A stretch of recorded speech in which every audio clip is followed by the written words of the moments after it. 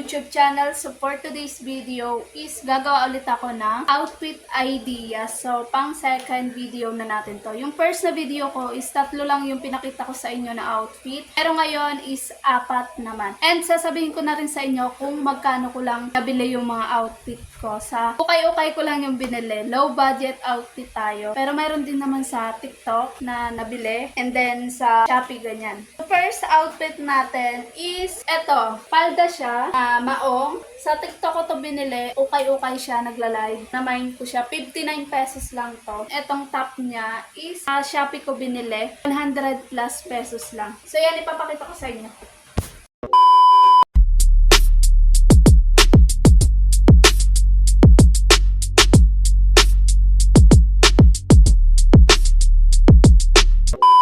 And the next outfit naman is itong trouser. Basta yun. Ito, white siya, na high waist. Tapos ito yung ipapartner ko na top. Ito naman sa TikTok ko din to binili, nasa 60 plus pesos lang. Di ba napakamura? Tapos itong trouser, bigay lang to sa akin. Go!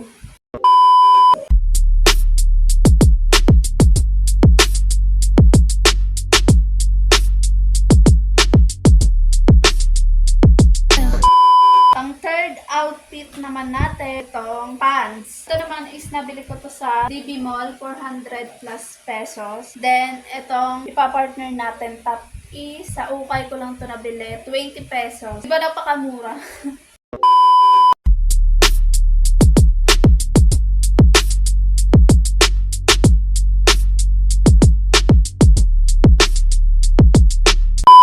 Ang fourth outfit natin, skirt ulit siya. Sa TikTok ko ulit siya nabili sa live na mine ko, 59 pesos lang to. Ito yung pinaka-top niya. Sa TikTok ko din to nabili. 3 piraso, 100 plus pesos lang. So yan, ipapakita ko sa inyo dahil may makulit na bata. O, mag-hi ka muna. Hey! Hi guys! Ipapakita ko na sa inyo guys.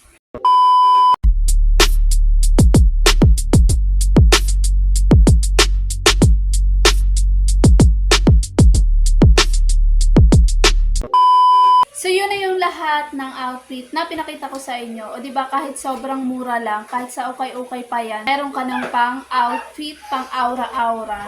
So yun lang guys, thank you for watching. Please subscribe and click the notification bell para lagi kayong updated sa ating mga panibagong video. Bye!